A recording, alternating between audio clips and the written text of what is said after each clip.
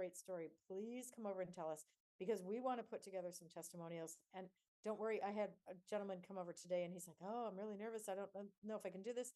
Look, we just want you to tell your story.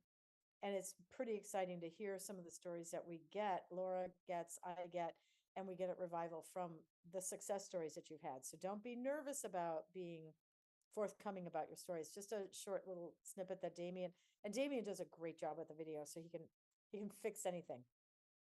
Trust me, he can fix me. Well, I just in case everybody hasn't noticed, our chat has been resolved. So go for it if you want to do that. I tell you what, Marty, I'm really looking forward to this conversation. It's always one of our favorite topics. So why don't you go ahead and get started, and I'll save you up some questions for the end. That sounds great. So we're going to talk about foundations for forever homes and the early puppy development, the information that you need to get your puppies ready to go. Now, as Christmas time, I don't recommend, and I'm sure you don't recommend, that we put puppies in homes in a Christmas present setting, that they pop out of a box. It's really cute, but it's really not a great way for someone to bring a new puppy into their home. But this is a chance for you to provide someone with a new puppy with a gift certificate or with a card or with some way that you can introduce them. So a lot of people this time of year are taking new puppies into their homes. And so this was our timely opportunity to say, these are the things you have a couple of weeks between now and Christmas to get the puppies ready to go, to get all the stuff ready and really have those puppies ready to go into their new homes. So it should be a really fun time of year for everybody. And we want to make this fun and lighthearted and interesting. Remember, next month, our January 14th is going to be on planning your next breeding. So I find that around January 1st, every dog in the county starts coming into heat. So our list of dogs that we're timing goes from like 3 or 4 to, it blows up on January 1st as soon as the days start to get longer. So we're going to talk about planning your next breeding at a 6 p.m. Central Time, which would be 7 p.m. Eastern, and so on and so forth, for our next seminar for January. And then February, we're going to go back to the 1 o'clock time. We're kind of testing the times. So we want your feedback on this. What time works best for you? Do you want a middle of the day seminar? Is that important to you, that it's during the day? Is it better for you in the evenings when you may have a full-time job and you're raising puppies? So we need your feedback on this. So please be forthcoming with that information. So this QR code will get you signed up for the January meeting, the February meeting. There'll be another one coming next month. So be prepared for that, and just start signing up for these things. We also have some really great information for you. Our customer service at Revival is now open 7 days a week. We're no longer 5 days a week. We are until 8 o'clock in the evening, Central Time. So again, this corresponds to 9 o'clock Eastern, 5 o'clock Pacific Time. And then we're there on Saturdays and Sundays in the evening as well. And we have this great coupon code for $15 off the $199 purchase or more using the puppy code puppy15. It's only valid for one use, but please be sure that you're using this, because this is a great savings for you. Laura, you want to talk about our Revival Center, our learning center? Yes. Yes, we do. This is a fantastic resource. I've already seen half a dozen people reference the amazing tube feeding video that is there. There are an enormous number of incredibly useful, Dr. Marty Greer tells you how to do some stuff in the Learning Center. And it is deep and rich. And again, I've already seen half a dozen people just now say that the tube feeding video has saved their puppies. And I can't tell you how many people I hear that from at Pure Dog Talk on a daily basis.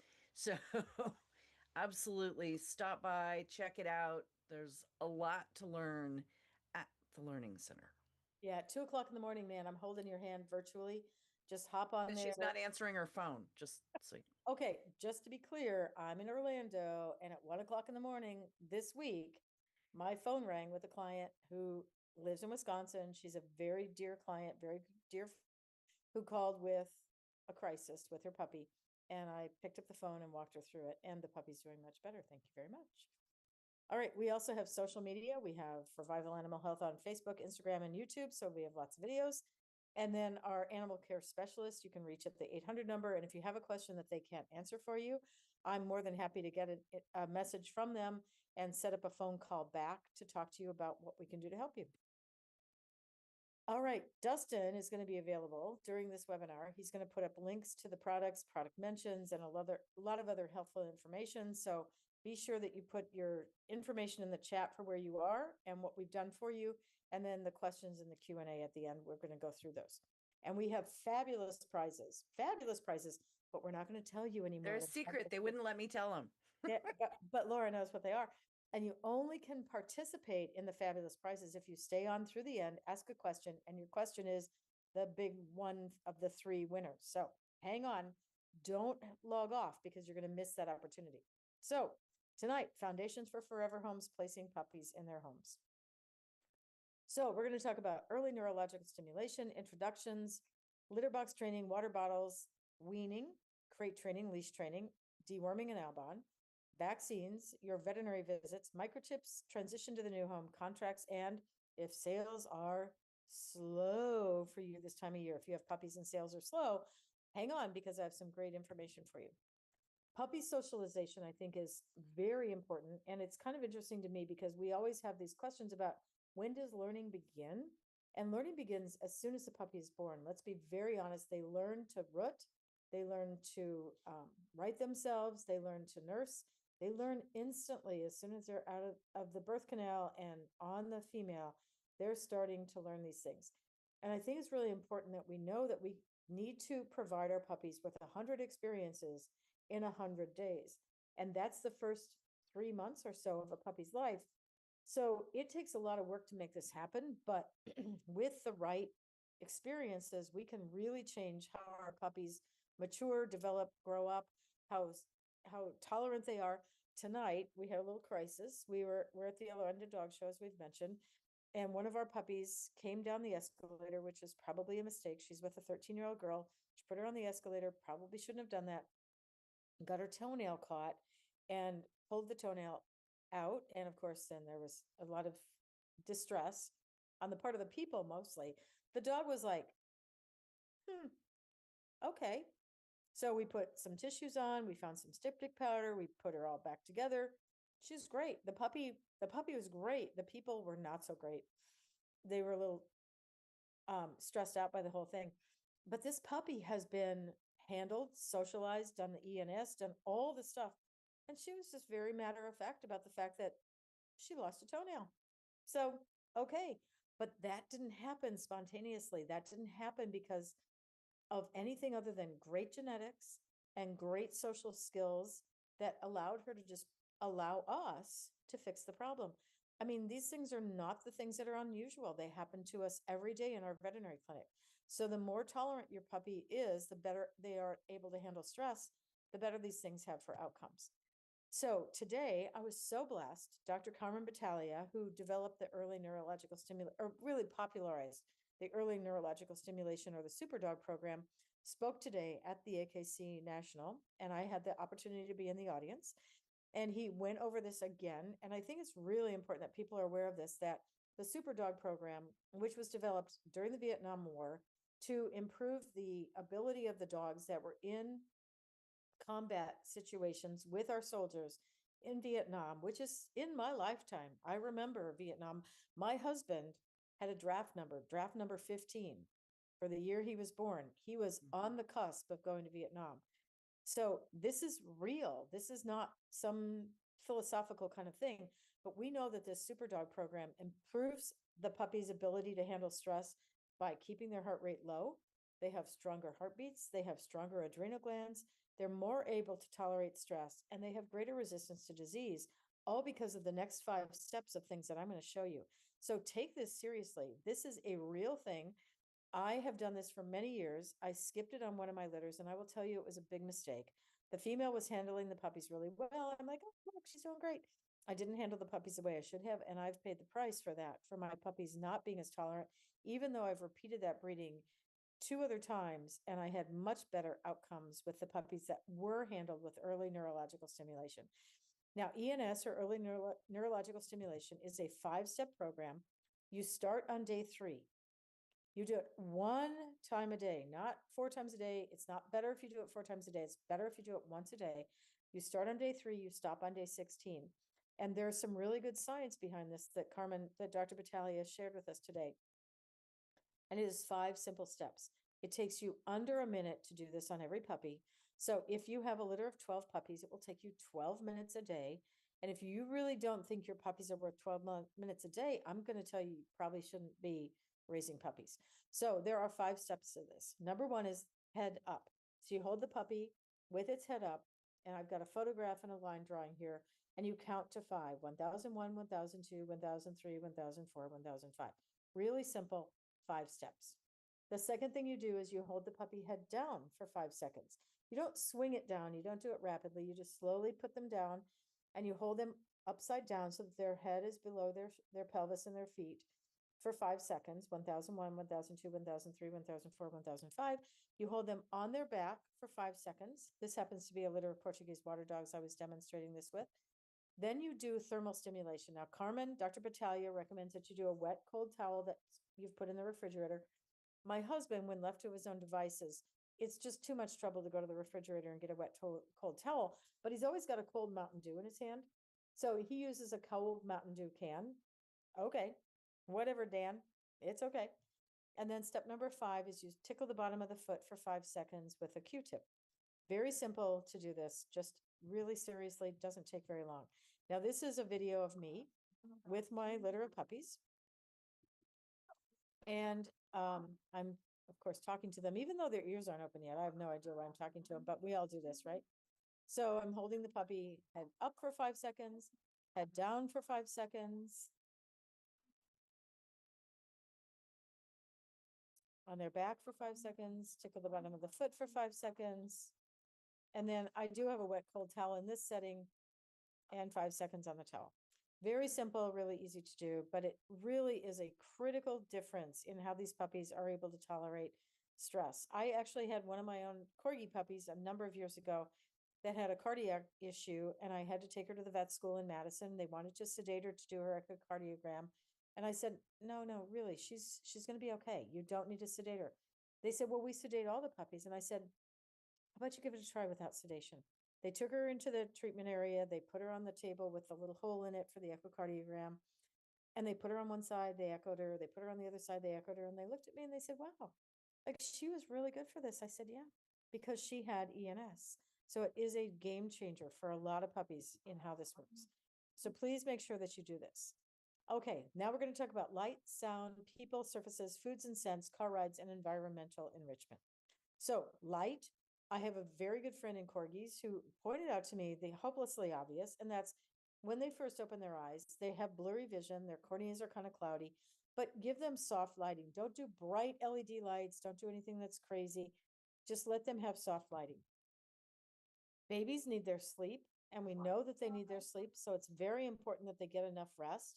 And Carmen, Dr. Battaglia again today talked about this, the importance of puppies getting enough rest so that they develop normally. If they don't get enough sleep, they do not have normal development. So very important we do that. When they first open their ears, give them soft, quiet music. Don't have them in the TV room where the loud speakers are. Don't have them where the kids are running around the house screaming. Start off with nice, soft music, and they make some great soft music for dogs and cats. And then there's also CDs that have desensitizing sounds. This you start a little bit later. You don't start that as soon as their ears open, but this is a chance for them to desensitize to things like fireworks and thunderstorms and those things. So again, you can buy these items, but start off with them softly and start when they're mature enough to handle this kind of change. The third thing to remember is we need to introduce them to all kinds of different people. That may be people with walkers or canes. That may be people with umbrellas. Sometimes you'll end up at a dog show or you'll end up at the mall and someone's got an umbrella because it's raining. I mean, Laura lives in Oregon where it rains a lot. I don't have that opportunity. I don't even have an umbrella. Like, why do I use that? We either have snow or we don't. We keep the snow off you. They do. You may need to introduce them to little people. Those are also known as children. And then funny clothes, funny hats. There's all kinds of things that we really need to introduce our dogs and our puppies too, so that they have this opportunity to learn things. This is a whole series of photographs. This is one of my service dog puppies that we raised for Canine Companions for Independence and my husband. Here on the right photo, this is Bahari wearing a yellow vest. This is one of my corgi puppies that I sold to a family. This is her helping her little boy to read. This is one of my farm dogs and one of my clients with a golden retriever.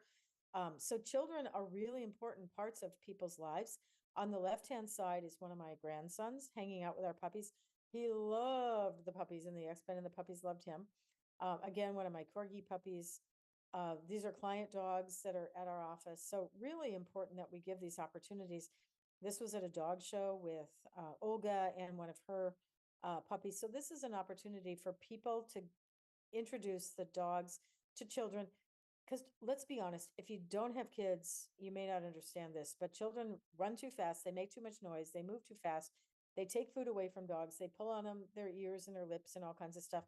There's really nothing charming about a child if you're a puppy.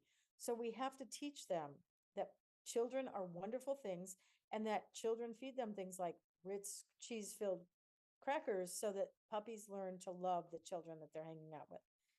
The next thing they need to learn is get used to other animals. That may be bigger dogs, that may be cats, that may be livestock. This is a mule that one of my friends has. She also has chickens. So if you want your dog to be familiar with some of these experiences, you need to introduce them when they're young enough that they have the opportunity to meet some of these other creatures. And then there are surfaces. And I know this sounds kind of weird, and I'm going to go through several slides on this. But when I was raising puppies for Canine Companions for Independence, surfaces were a big deal to the puppy. And I see clients all the time that have trouble with a dog that they can't walk on linoleum or the luxury vinyl plank flooring. They can't walk on tile. They don't know how to walk on carpet. They don't know how to walk on some of these surfaces. And during COVID, this really got to be a problem. And I was raising puppies, a lot of you were as well during COVID.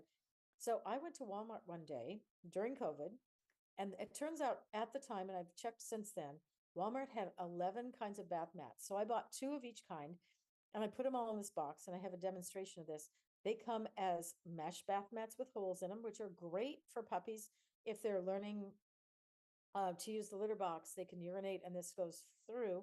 There are bath mats that have slats, bath mats that have bristles, bath mats that have round holes and square holes, bath mats that have bristly things, bath mats that have slats, bath mats that are mesh, bath mats with round holes, bath mats that are shiny. And it's interesting to me how people don't think that that makes a difference to a dog.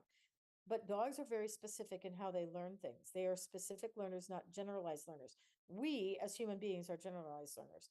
Dogs are very specific. So if they learn one specific thing, if they learn how to walk on a shiny bath mat, that doesn't mean they know how to walk on a slatted bath mat.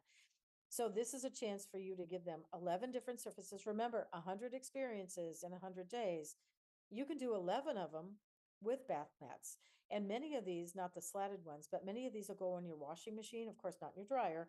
But if the puppy urinates on it, defecates on it, you just throw it in your washing machine, take it out, hang it to dry, and you're good to go for your next litter. So these are really inexpensive ways for you to give your puppy 11 experiences without ever leaving your house. And then scents, I think, are really kind of interesting because now there's this whole trend to not only do the 5 steps of early neurological stimulation, but to add in the 6th one where they learn different scents. Now, this is a kit you can buy on Etsy. I personally am too cheap to do that. So I just go to my kitchen and I get a piece of citrus. I get a jar of cinnamon. I get a jar of nutmeg. I get a little container of thyme because I have all these spices in my kitchen. And I have found that my puppies love cinnamon. Like they will jam their little nose when their eyes aren't open yet into the cinnamon jar. But when it comes to some of the other spices, they're not really all that interested. But again, this is another chance to do 100 experiences in 100 days without ever leaving your house, just walking out to your kitchen. Now, this is one of my dogs a couple of years ago.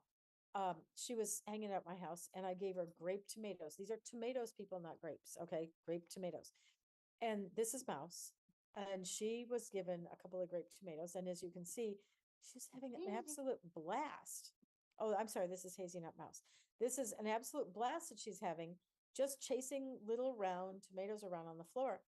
Another 100 of experiences in 100 days. There's a warble, there's toys. As you can see, I'm a really great housekeeper. And she is playing really have fun games with a cherry tomato. Like it's pretty great. All right. The other things that I've done are I go to the grocery store and I buy all kinds of fruits and vegetables. Now, I've had a few people tell me that their dogs have pretty sensitive GI tracts and they don't tolerate these well. I have not had any issues with it. If you have dogs with sensitive tracts, you may have to be a little bit more careful. But this is a honeydew melon. I cut it in half. I sliced out the seeds and then I sliced it up into little segments like grapefruit. And this is a litter of farm dogs and a litter of corgis that I was raising at the same time. And they absolutely loved having this kind of experience.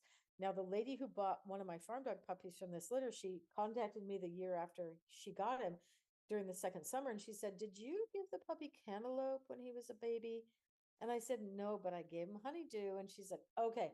I cut a cantaloupe and the puppy went crazy. He went nuts because he could smell it. So it's really fun to watch the reactions and to see how these dogs learn from different fruits, different vegetables, different kinds of food sources. And again, this is stuff you're going to buy anyway, you're going to eat anyway. Why not share it with your dog so that you can give them 100 experiences in 100 days? And then, of course, we want to make sure that we're touching them everywhere and getting them familiar with the feeling of things. Not only did we do the early neurological stimulation, but as puppies, before they leave our homes as breeders, we want to touch their feet, their ears, their tummies. You want to get them used to having their mouth looked at. You want to teach them really great things happen when you touch your feet, when you touch your toenails. You get special treats. You get peanut butter, you get liver sausage, you get something yummy, cheese, any of these really fun things so that they are accustomed to having their feet messed with, having their teeth brushed, having their ears looked at. So when they go to their new home, to their new veterinarian, that this is really comfortable for them and it's not something that's scary or negative. You want to make all of these experiences as fun as you possibly can. And puppies are happy to eat, so it's really a great experience. Next are rides in the car. And I think a lot of people underestimate the importance of car rides. Now, my dogs go to work with me every day. So they go in the car to get there and they go in the car to come home. So my puppies, by the time they are 6 weeks old, they don't leave until they're 10 weeks old. So that's 7 times 10 is 70 days. So they've been in the car 140 times at least by the time they leave my house. I don't need to have to worry about them getting car sick because they have been in the car that many times. But Ginger and Ginger Snaps, the little cookies, do a great job if you do have a problem with car rides. This is Emmy Lou under a blanket in the crate in the back of my Subaru because she likes to run around under the blankets. So Ginger Snaps can reduce their chances of being nauseous. And of course, if you have a puppy that really has nausea, Serenia is a prescription product that does a great job of keeping the puppies from being nauseous. So if you're selling a puppy and it hasn't been in the car a lot and they're picking it up, putting it on an airplane or driving a long way home with the puppy, make sure you've talked to your veterinarian about getting something like Serenia to make their trip home a little bit more pleasant. And then we have environmental enrichment. And there's so many cool things that we haven't even talked about yet. We're going to talk about games for puppies. Now, this is a little French bulldog that came to my office. He was a little bit, he's a singleton. He was a little bit challenging to try and work with when we were at the office. So these are my favorite thing, the metal muffin tins. I took a little bit of peanut butter, stuck a ginger snap to the bottom of the muffin tin, and kept him busy while I was talking to his owner about his vaccinations and his heartworm and all other stuff that he needed to have done. So these are really fun things. I use metal muffin tins a lot in my practice. I use them a lot for people at home. If you have a dog that eats their food too quickly, instead of buying those puzzles, which are sometimes expensive and sometimes hard for puppies to figure out, I just take the metal muffin tins, not the silicone ones, and I will freeze yogurt or chicken broth and put their kibble in it, put it in the freezer. I have two of them, one in the freezer, one for the puppy to have so that you can then have what rotating through the dishwasher back into the freezer. And this way you can keep your puppies from gulping down their food really quickly. It slows them down. If you have a dog that you have to go to work and the puppy doesn't want to be alone, this is a great opportunity for you to get them something to do to keep them busy for a longer period of time rather than just scarfing down their kibble. You know, those labs and Goldens, they eat really fast. All right, this is just a kid's wading pool with water in it and little rubber duckies that keeps the puppies busy. Full length mirrors, the first time your puppy sees itself in the mirror, it can be pretty hysterical. So I set up a mirror outside the X pen so the puppies have a chance to see themselves, and that's not a surprise to them. Puppies need to learn unstable surfaces, so you can buy rocker boards. You can make rocker boards. These are exercise boards that people use, or you can do them for dogs. There are people that make, or you can make your own little baby agility courses, little teeters with a piece of PVC tubing and a little bit of decking.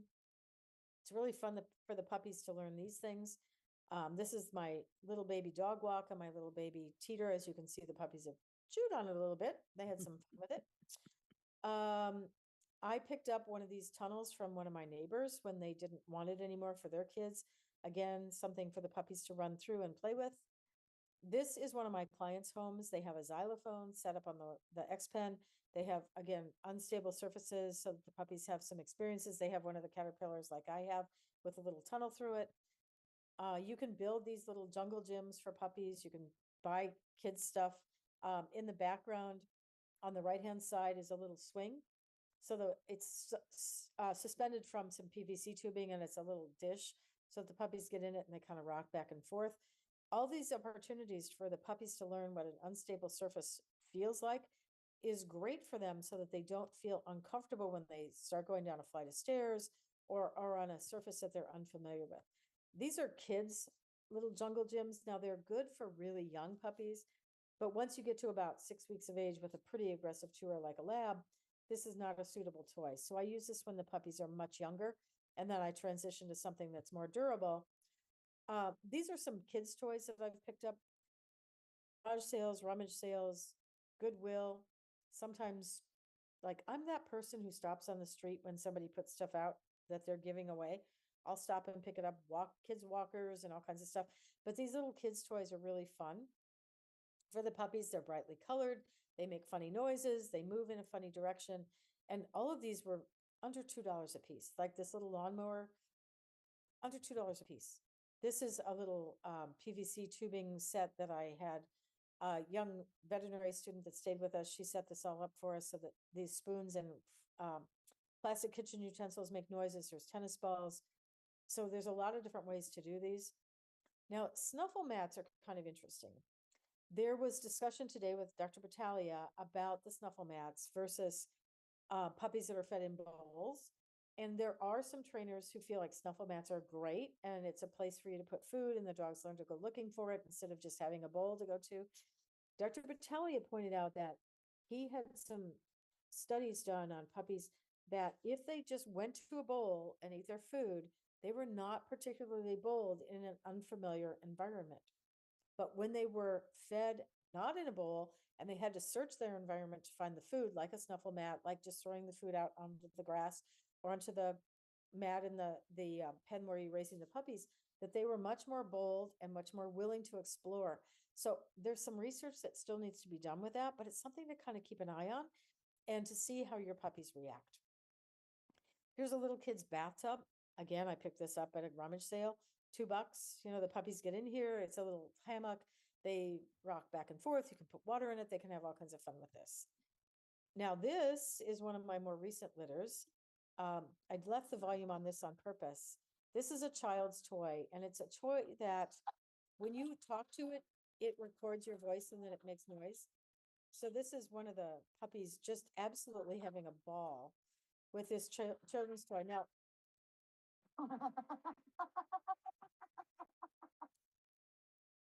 look at her. She's like, what? This is Elaine. There's the cat. She's having a really hard time. Do I play with the cat? Do I play with a toy? There's a lot of stimulation here, but this is a chance for her to be really social. So when she goes into somebody new's home, this is not foreign to her. This doesn't startle her. She's not afraid of anything. She's very bold. All right. So that's environmental enrichment. Third is going to be litter box training. And I think litter box training is a great tool. We also can use the Brilliant Pad, which is another way to train puppies. I personally like the litter box where I use a paint tray and a paint tray liner. And I put this down with the puppies with wood pellets in it. You can use newspaper pellets, cat litter, shredded paper, whatever you want to use. But I'll put this in the whelping box with the puppies. And you have to do it between the 3rd and 4th week of age. If you do it before that, they don't know what it is. If you do it after that, they tend not to use it. But this I'll put in the whelping box. The puppies will automatically want to go to this area to urinate and defecate. And this will completely change how clean your whelping box is and how easy it is to housebreak puppies. So when you're sending puppies out into the world, instead of them having to start from scratch, they already understand using a substrate. So I don't expect the people to use a litter box once I sell the puppies, but I do send home a little bag of the pellets, and then they can take them out into the yard, and where they want the puppy to have their stools and urinate, they put that in the yard. This is a substrate they're familiar with. And so transitioning from being in a crate to running them outside quick to the pellets makes litter box training and then housebreaking much easier. So I like these washable repeat pads that we carry at Revival to keep the whelping box clean. They're easy to wash. I'll put them under the litter box.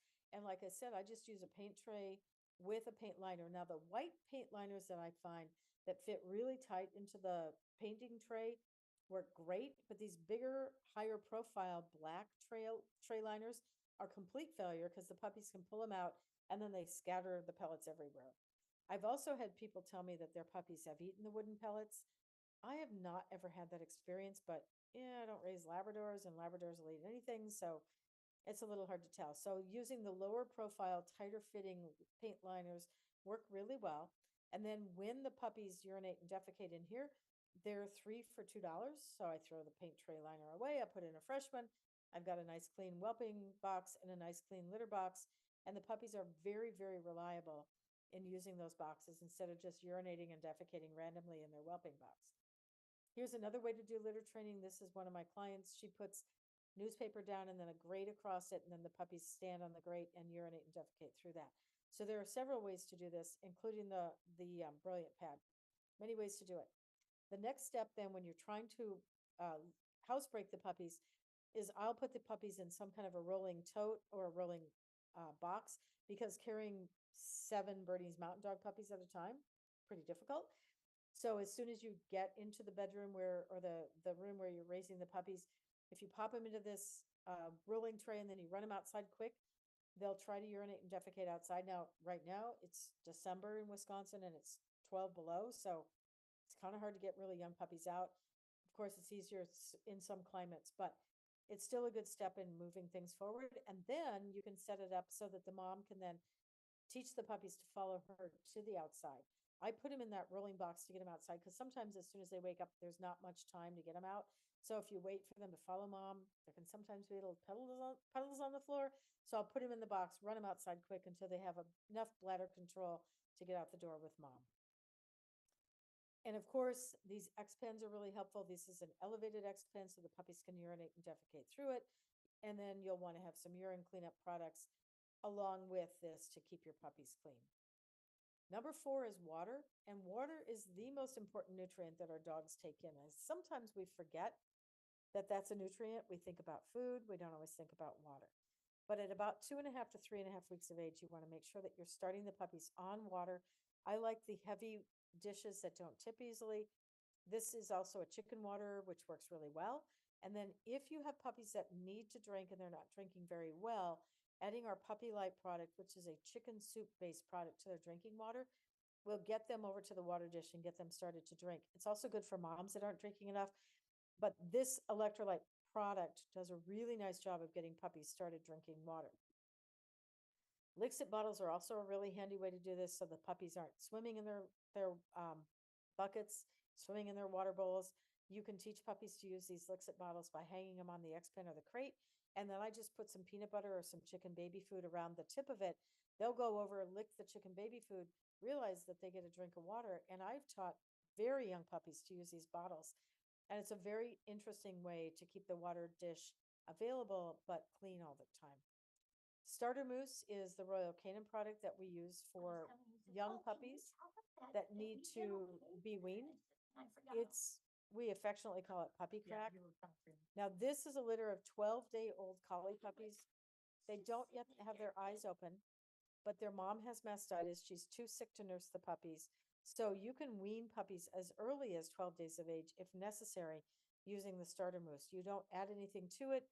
Open it up, put it on a flat plate, which has got a flat enough surface that the puppies can get their chin over the edge.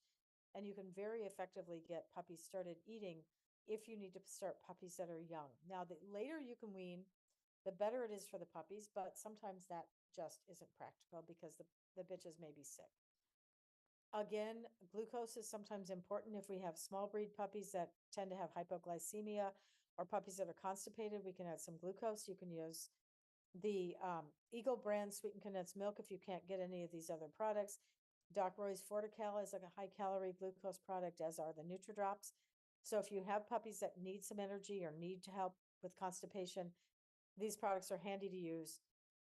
Obviously, you can get the Eagle brand condensed milk at your grocery store, and these other products need to be ordered online. Crate training, people that buy your puppies will desperately be thrilled that you have started crate training puppies. I start puppies at about 4 to 5 weeks of age, sleeping in crates, initially next to each other so that they're not separated from each other, maybe 2 puppies in a crate the first night or 2, and then slowly moving the puppies further apart so that by the time they leave your house at 6 or 8 weeks of age, they are comfortable sleeping in a crate by themselves. You want to make sure that you give them some music or white noise, give them some stuffed toys. And this blue fleece that we carry at Revival, you can cut those into pieces any size you need to fit into the crates. It comes in a big roll and it washes really beautifully, as do the repeat whelping pads. Leash training. Again, people that are buying your puppies will really be happy that you've initially started some leash and collar training. And one of the things I learned from one of my employees was to put these really short tabs on the collar when they're supervised, never unsupervised. And when the puppies see this little tab leash hanging off of their collar, one puppy will pull on the other puppy's collar and they will start to learn that you can walk when someone's pulling on your collar. So it's not so scary when you first take them out and put them on a leash and try to get them to walk down the street or out into the yard. Deworming, we've done an entire webinar on deworming. So I'm not going to go through everything tonight other than to say you can either put your dam on fenbendazole during her pregnancy from the last 3 weeks to the first 2 weeks of lactation and not have to deworm the puppies. Or if you haven't done that, puppies need to be dewormed at 2, 4, 6, and 8 weeks. Make sure you're doing fecals before they leave your facility to make sure that they are not leaving with parasites. And Albon can be very useful in stabilizing the gut bacteria the last 3 days at your house, the first 3 days at their new house, to keep puppies from having diarrhea and are less likely to have parvo. So our whole webinar is on this QR code. You can pop on there and see it. Giardia may stay positive for an extended period of time, even when the treatment has been successful. So it can be a little bit tricky for Giardia results to be explained to new people that are buying puppies from you. And fenbendazole does a really nice job of doing Giardia control. So you can put the puppies on Albon, you can put the puppies on fenbendazole, and if they're leaving your house with a nice clean GI tract, no parasites, you're going to have a lot fewer phone calls from people who are unhappy with their new puppies. Vaccines, all puppies need vaccines, period. There is no puppy that doesn't need a vaccination. Every puppy may have a different protocol depending on what your lifestyle is, what the mother's nomogram is. But again, we have an entire webinar on that, so you can pop on there and watch that. I'm not going to do a whole hour on vaccines tonight. We just don't have time for that. But know that we have single vaccines, single dose vaccines, trace of vaccines, multiple manufacturers, and multiple antigens that are available through Revival's website. I think it's a really important thing that puppies all see a veterinarian before you sell them to go into their new homes. The puppies should have a comprehensive physical exam, including listening to the heart for any evidence of a heart murmur and other findings that may not be things that you have noticed. Your veterinarian may have a protocol on when to vaccinate puppies based on their lifestyle and where you live. They may have a specific deworming protocol. They may want to talk about when to spay and neuter. And the Your Pandemic Puppy book has some really good information about that, more recent information. There are people who are hesitant to do vaccines. So I think it's important that you know that these are all important, that all puppies need at least 2 vaccinations as puppies. Don't skip the veterinary visit. Don't skip the vaccines. Those are really critical if you're going to have a good reputation in the world of breeding dogs. Microchips. I love to microchip my puppies before they leave so that I know where that puppy ends up. If something happens to their owner and they are in an accident or can't keep the dog, if the puppy has my microchip number registered to me in it, I'm always going to be able to be notified if that puppy ends up needing to be back in my home instead of going to a shelter. We have different kinds of scanners at Revival. We have the Buddy ID microchip, which has a much smaller needle than the bigger microchips that you're familiar with. And we have the Buddy ID badge, which has on the back a QR code. So it doesn't require a microchip scanner to find that puppy's home. The QR code can be photographed with your phone and you can find that puppy's owner back without having to do a microchip scanner. So these microchips are really unique to the Buddy ID system. Take a look at what we carry at Revival. When I am microchipping or vaccinating a puppy, I will distract them with really, really good stuff. This is marshmallow cream. You can use peanut butter, you can use squeezed cheese, you can do a lot of different things. But if you are at home or at the veterinary clinic and your puppy is like this is a little Havanese puppy, she's having a very good time eating marshmallow cream instead of paying attention to the microchip and the vaccines that she's getting. So with the right kind of interventions, these puppies can have great opportunities to have very calm veterinary visits. Other parts about transitioning to the new home is you want to make sure that you know which puppy is going with who. So these collars can be helpful in tracking who goes with who. You want to make sure that they have the same food when they go to their new home as what you were feeding, not that they have a diet change. And I encourage people to bring along a bottle to put water in from your home or your kennel so that when they move into their new home, they don't have a change of water or a change of food. They can take along a little snuggle puppy, which has a little heater in it and a little heartbeat. So if the puppy feels a little lonely the first couple nights in their new home, this will help transition them. I like for people to bring along a towel or a blanket that smells like your house to their house. So again, the puppy feels like they have something familiar with them. And probiotics, like our Nurture Flora, will significantly reduce the risk that puppies end up with diarrhea as they move into their new homes. We have these amazing travel bags that are carried through Revival. They're made by the dog gear people. They have overnight bags. They have bags to pack the back of your vehicle with. If you haven't figured out a good way for your new pet owners to have the equipment that they need and the bowls and the dishes and all the things that they need, take a look at these pet gear bags on our website. They're really cool. I have a couple of them at my house, and I love these bags. They're very handy to travel with. All right, other things about placing puppies in new homes. I like to meet and greet my new people before they come to my home. I sell puppies at a long distance away. So I like to meet them before they come. I want them to see my puppies before they come. I think it's really important that you do some of those calls. And during COVID and even beyond, Zoom calls will keep you from having people tracking through your home with diseases and with concerns about puppies picking up things, or maybe this isn't the right person for you to sell a puppy to. So you can meet them on Zoom instead of having them come to your home. Make sure you're sending along medical records. Make sure you send along the information on pet insurance. And of course, talk about contracts before they leave your home so that you're familiar with those things. For contracts, again, I could do a whole hour on this, but make sure if you are using a contract that an attorney has helped you draft that. Don't just find things on the internet to try and help write your own contract because you may make mistakes with that. It's especially important if you're selling a puppy to a family or a friend person so that you end up with good relationships so you understand. Make sure you're guaranteeing the right things. Make sure your contract is in writing and make sure everybody signs it because sometimes those signatures get forgotten. You write the contract, you forget to sign, the people are excited, they get their new puppy, you're excited, it's leaving. Sometimes we forget to sign, so make sure your contracts are signed. This is a big deal. And then I do have some suggestions. Sometimes of year, it's a little slow selling puppies. You may have more puppies than you have people looking for homes. And I've had a client that did this fabulous opportunity. Of course, this is summer in Wisconsin, not January. So I just want to be clear, is he had a puppy party at his house. So he invited everybody that had previously bought puppies from him and everybody they knew. So he put it on Facebook, said, come over, meet the puppies, let's socialize them. He had brats in one Nesco roaster. He had burgers in another Nesco roaster. Of course, he had beer because this is Wisconsin. He had all the puppies out on the lawn in big X pens, and he had people that came to his home, and he was able to sell this surplus of puppies. He had a couple of extra puppies that he didn't have homes for when he did the breeding. and was very quickly able to find great homes for them. If you live in Florida, you can do this any time of the year. If you live in Wisconsin, you might have to do it inside. But that's one opportunity for you to move your puppies if things are moving a little bit slowly. The other thing that he has done is he set up boot camp.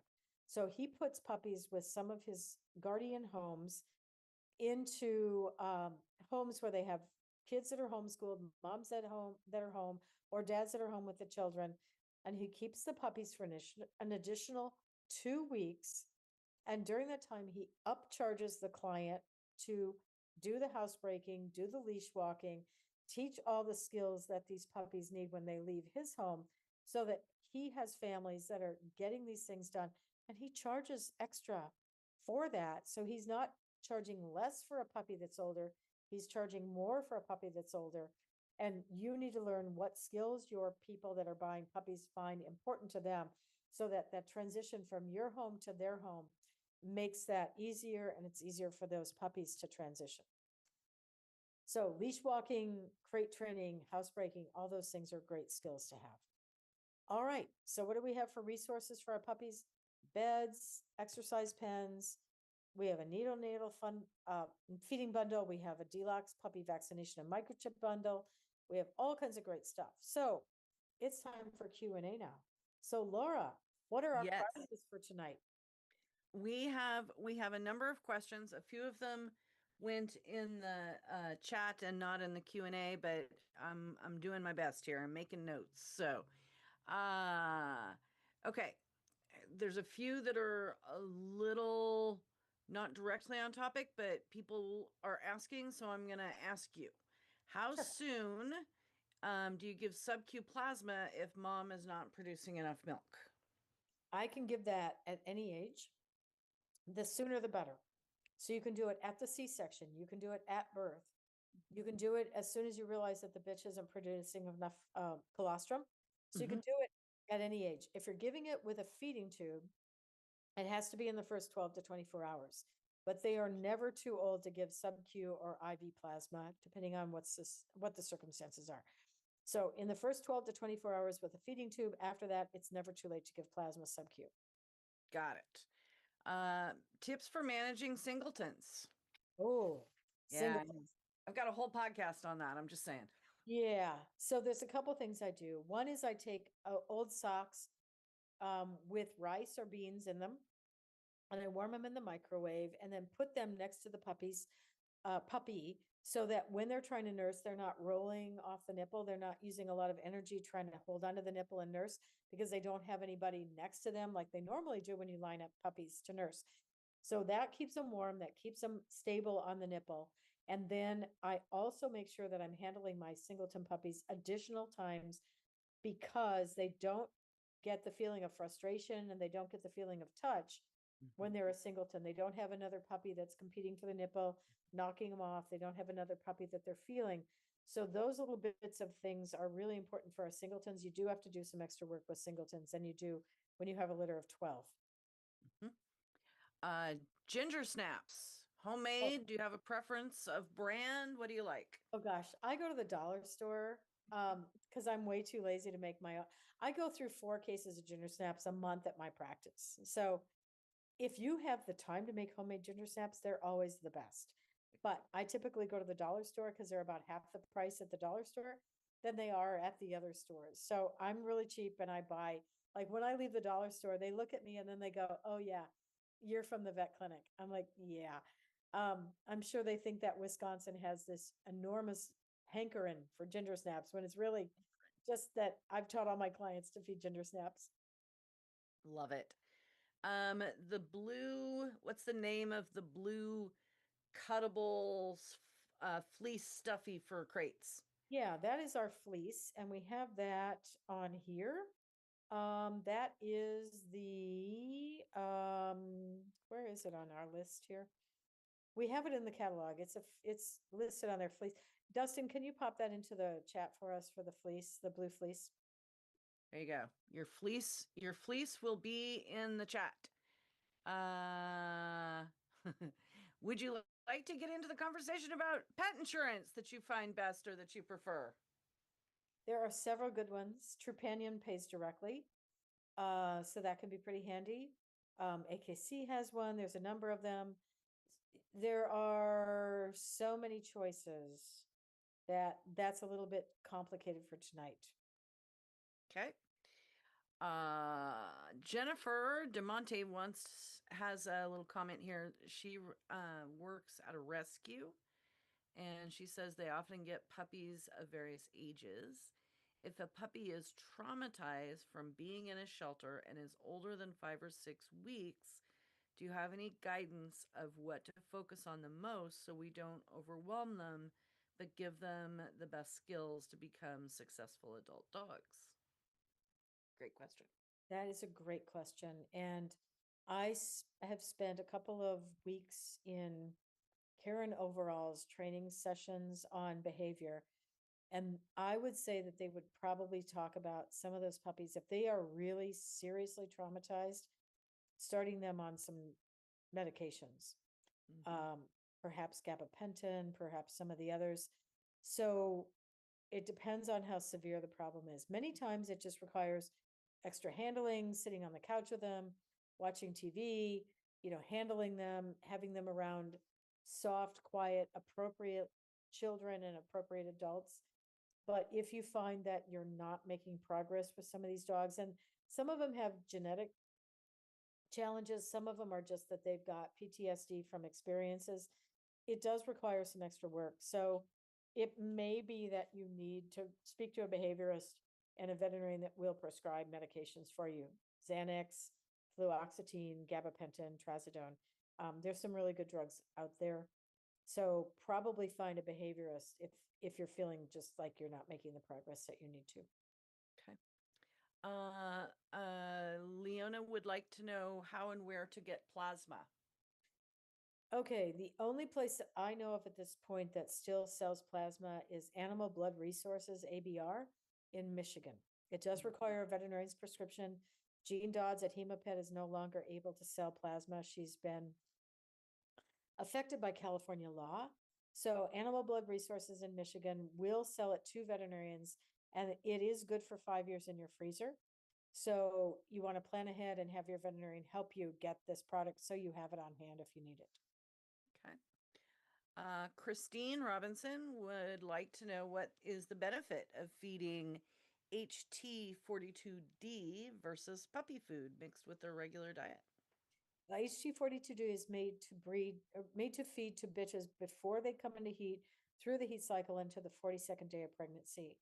It is not meant to be a puppy diet. So on day 42 or day 43, you switch from HT42D to puppy like Mom and Baby or Purina Sport 3020, one of those products. We do carry HT42D at Revival. And it also looks like HT42D may help with some of our stud dogs that have low quality semen. The anti-inflammatory ratio of fatty acids in there appears to improve semen quality. Can't make a direct claim, but seems like that might be helpful. That's good to know. Melissa White wants to know, how do we keep our puppies safest while still having different people meet them? Yeah. Washing your hands. So soap and water, not just disinfectants. Soap and water, take off their outer clothes, take off their shoes.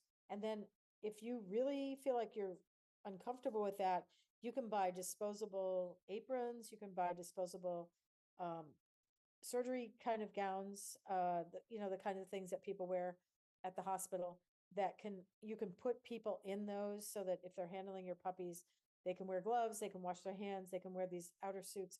Don't let them come into your house with their outside jacket on. Don't let them come into your house without washing their hands. Don't let them come into your house with their shoes on. So, just really be careful with those things because you do have to be thoughtful and careful. We worry about parvo, we worry about parasites coming in. So those are really important questions to ask. It's a really hard balance of what do you do to socialize your puppies versus protecting them from disease. And until they're 18 weeks old, they may not have full vaccine protection. So you're absolutely right to ask that question. Excellent. And this is actually a pretty good follow on that I've gotten a couple of people asking this basic question. Madison Lee Waymont wants to know what your recommendations are for the best cleaners for bedding and surfaces So to your improve our general, biosecurity. yeah, your general washing machine does a great job with a lot of things, but you can buy Lysol makes a disinfecting solution that you add to your detergent. You can always add bleach if it's a product that you can bleach. So it depends on if you're using white towels, you can bleach them. If you're using blue fleece, maybe not so much. And then disinfectants, I like the chlorhexidine disinfectant, Novasan. I like the Wishy Wash, and I like the other Rescue, the peroxide-based disinfectants. Those do a great job on parvo. Bleach always does a good job on parvo. So if you're using those disinfectants, make sure you are, number one, removing organic material. That means poop. You can't disinfect poop. You have to get rid of it. Number two, you need to use some kind of a detergent like Dawn dish soap to break down the organic material, like the oils from the food and so forth. And then you want to use your disinfectant according to label directions. If it tells you to use 1 ounce per gallon, use 1 ounce per gallon. Don't fake it, measure it, use a gallon, measure a 1 ounce. Don't kind of like glug, glug, glug into the bucket and think that you're close enough. And then follow the instructions for contact time. If it says it needs 15 minutes before you rinse it, follow those directions. And please do not mix disinfectants.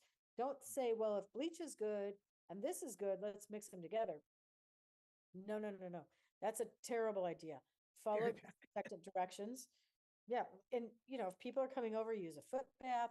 I encourage people to wear the Crocs that are unlined. You can throw those in the washing machine. Don't put them in your dryer. My husband put a pair of my Crocs in the dryer one time, a few years ago, and they turned into little tiny elf shoes with little curled toes. It doesn't work well. So wear something that's washable, wear something that's disinfectable, like those inexpensive Crocs. They're great to wear and to have other people wear if they need to wear footwear in your house.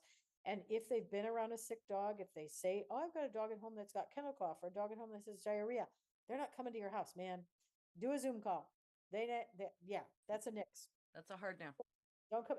I had a client that lost a litter of puppies because they had people come into their home that had parvo they lost their last puppy to parvo.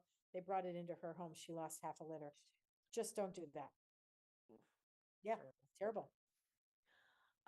Okay, so Emily Mazza, I think, must be referencing feeding tubes. It says the website references 8 FR as a starter size for most breeds. She had 2 5-ounce corgis, ended up grabbing a 5 FR. Right. Do you have an opinion on sizing? Yeah, the small breed puppies do get a 5 French. The larger breed, an 8 French, or a larger, maybe a 10 French would work. I like the clear silicone feeding tubes, not the red rubber, for a couple of reasons. One is the clear tube I can see through. I can mark it. I can see what's going in. And two is the red rubber feeding tubes, after you've used them a few times, start to get stiff and they don't flex really well when they go down into the esophagus. But the clear silicone tubes are very flexible. You throw them in hot soapy water when you get done feeding, let them dry, get them ready to go the next time. So eight French for larger puppies and 5 French for smaller puppies is appropriate. Okay, very good. We have somebody who would like you to repeat. She says she doesn't understand correctly. The ENS exercises are all done each day between 3 and 16, or one exercise added each day. So you do all 5 exercises one time a day, starting on day 3, ending on day 16. So it's 5 exercises, unless you want to throw the cents in, that's 6. So 5 exercises once a day from day 3 to day 16. And on day 16, then you stop those exercises, but it doesn't mean you stop handling your puppies. Right. It just means you don't have this very regimented protocol for head up, head down, on their back, on their belly on a cold towel, and tickling the bottom of their feet between the toes, like where you normally don't touch their feet. The Q-tip is meant to go between the little toes so that they feel parts of their body that they're not used to feeling. That's a good question, because and there's a lot of information on the internet. If you Google early neurological stimulation for dogs with Carmen Battaglia, Battaglia, Battaglia, you will find a number of articles out there with illustrations and videos and all kinds of stuff. Including an interview with him on Pure Dog Talk. Oh, yeah. Yeah, and on his own website, Breeding Better Dogs, I strongly encourage people to do this exercise because it's a world of difference for how these puppies tolerate stress in their lives. It is unbelievable how much better these puppies are. Couple of questions. I'm going to kind of roll into one because we're on this topic. You already answered the one about where you do the toes. The other one was when you put them on their back and they struggle, do you hold them there or do you let them roll over? I hold them until they settle. Now, I don't know what Dr. Battaglia thinks of that, but I'll tell you, if the puppy is fighting you, just give it a second, take a couple of deep breaths, and let it relax. And as soon as you feel their little body relax, then I start to count to five.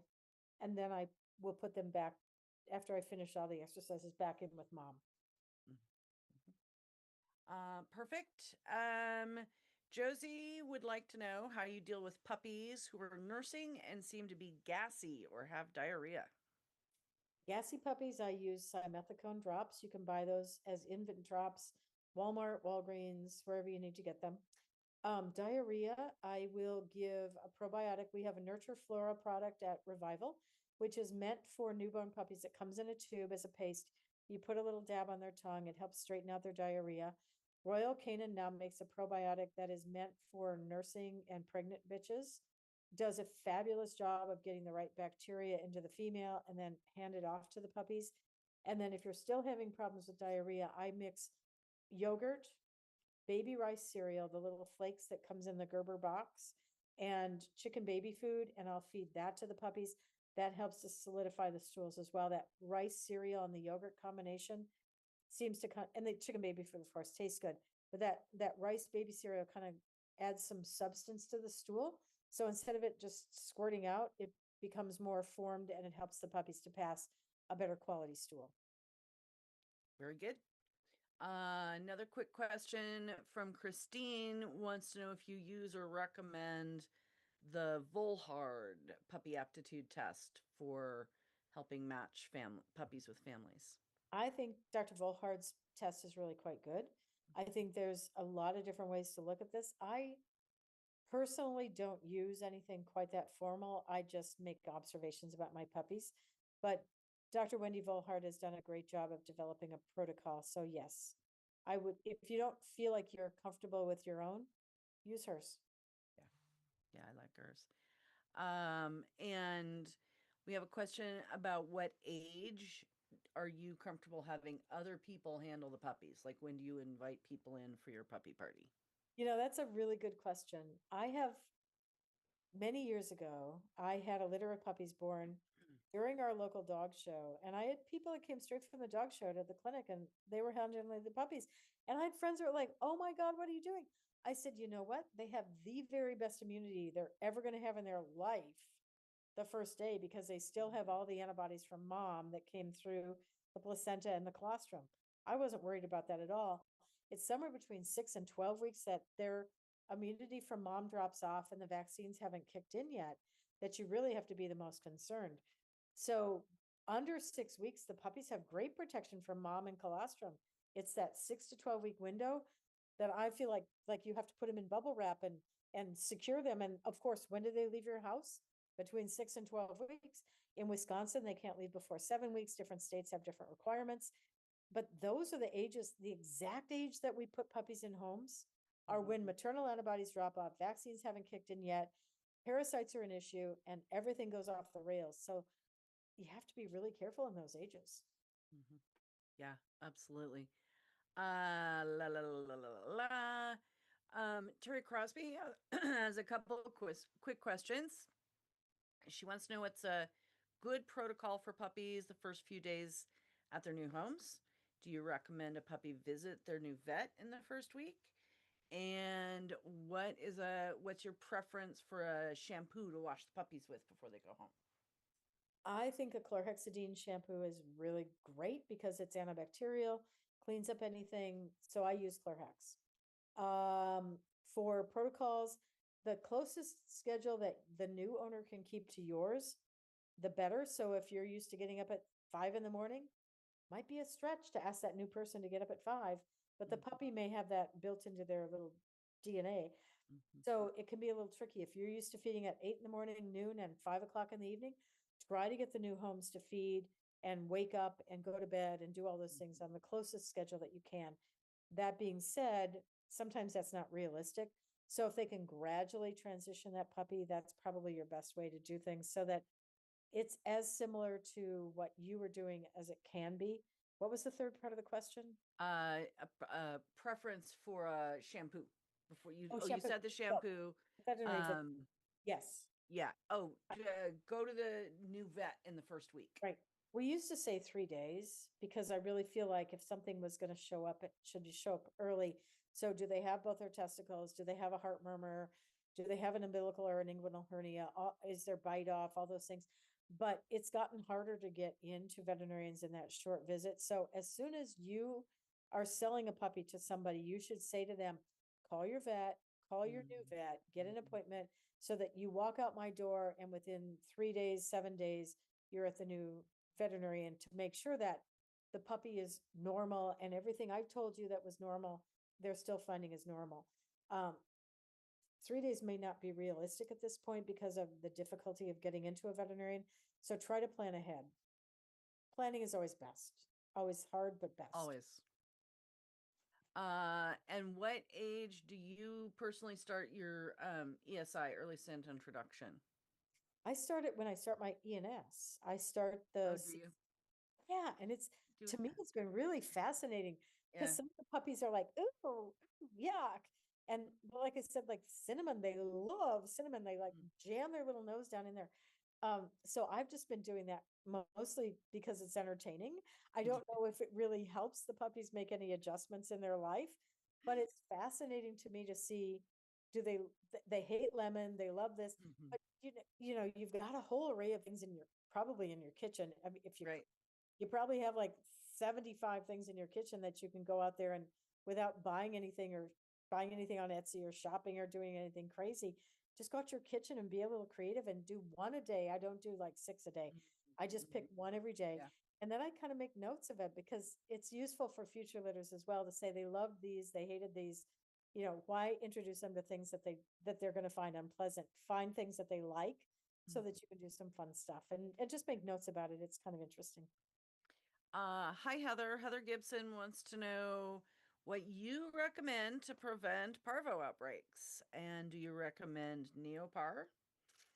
And if you have a sick puppy, what supplies should you, a parvo sick puppy, what supplies should you have on hand to help support the remaining puppies and the sick puppy if they're quarantined at your home?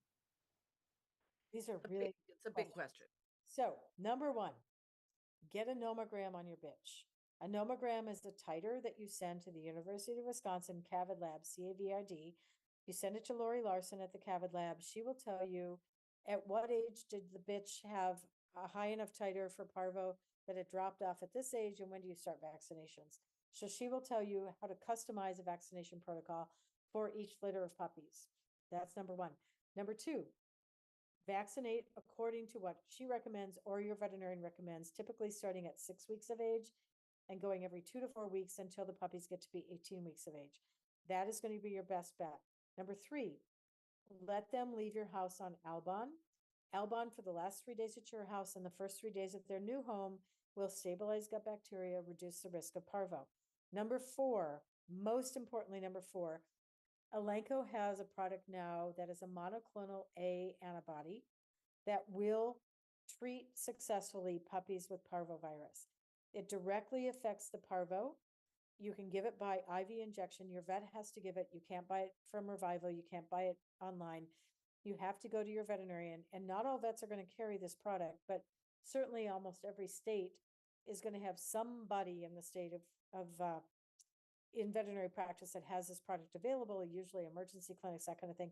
You can give this intravenously. It has to be kept frozen. It's given intravenously to puppies who are sick with parvo. If they have litter mates that are not yet sick, Elanco has a study documented that they can give half of the same dose that you would give to the sick puppy, give half that amount subcutaneously to exposed puppies to block parvo. And this study shows that 80 to 100% of the puppies that are treated with the monoclonal A antibody with Elanco, doesn't have a name yet, it's still a monoclonal A antibody. If you type it in, you're going to find a ton of information about it from Elanco. 80 to 100% of those puppies survive. Wow. It is a total game changer, absolutely a breakthrough. It's the first monoclonal A antibody we have in dogs to manage an infectious disease ever. And it is absolutely a game changer. I have used it on my own dogs as a clinical trial. I've used it on client dogs.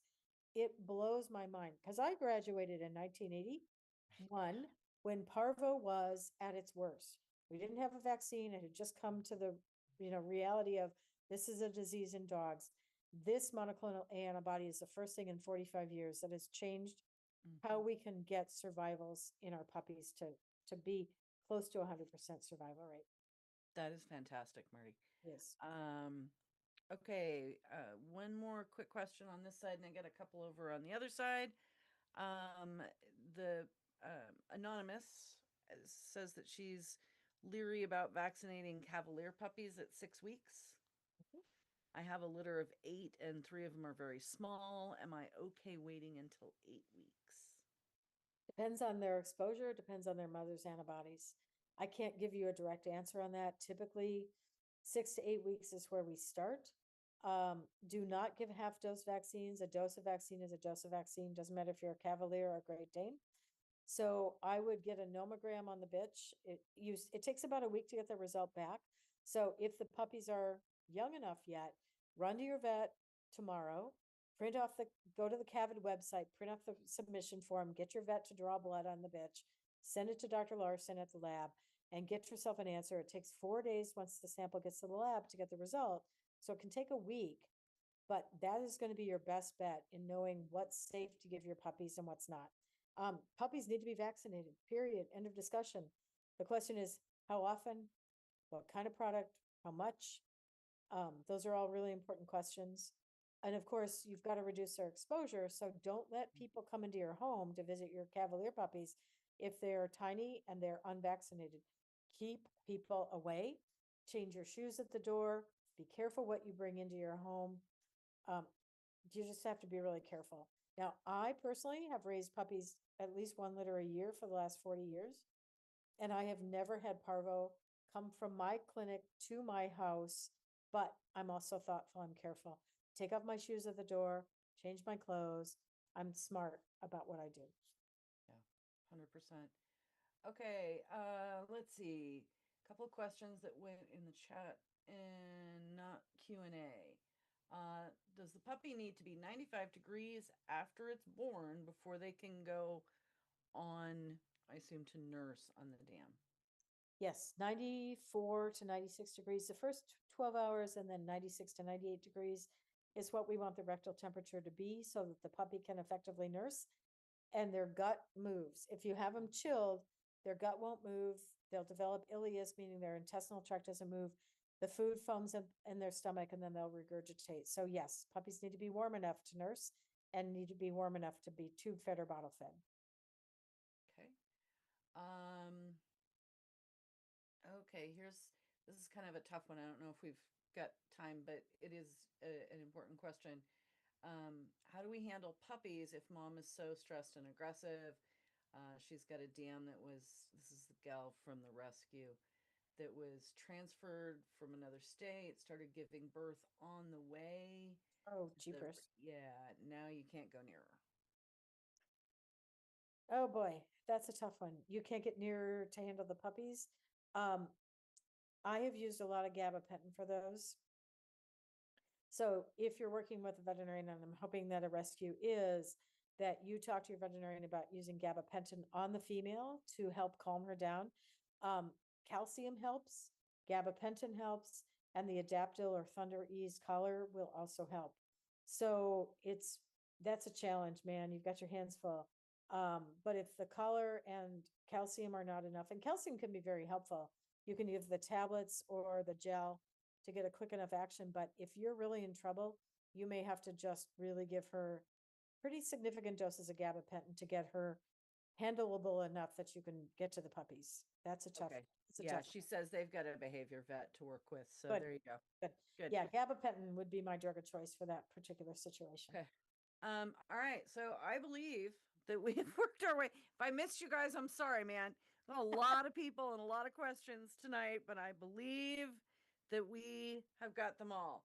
So Marty, Really good now discussion. that we have reached the end of the questions, you Yeah. have to pick the three best questions. That's your job. Like that's not my. I just ask the questions. You're the boss. You're the boss. Yeah. You gotta pick the three best questions so we know who wins a prize. Okay. I think the last one, the behavioral question, is very important. Okay. That's a big challenge. I think the parvo question is great for. Okay. Hang on. I gotta go find. You got. Give me a minute, man. Oh, sorry, I didn't know I was supposed to wait. It's all right. I just have to write them down so that I know to tell the team who gets the stuff. So our rescue people with the aggressive bitch, Yep. Got that. the parvo Yep. Got that. antibody, Yep. and the HT42D question. Yeah, that one was really good. Hang on, I gotta find that person that was way up here.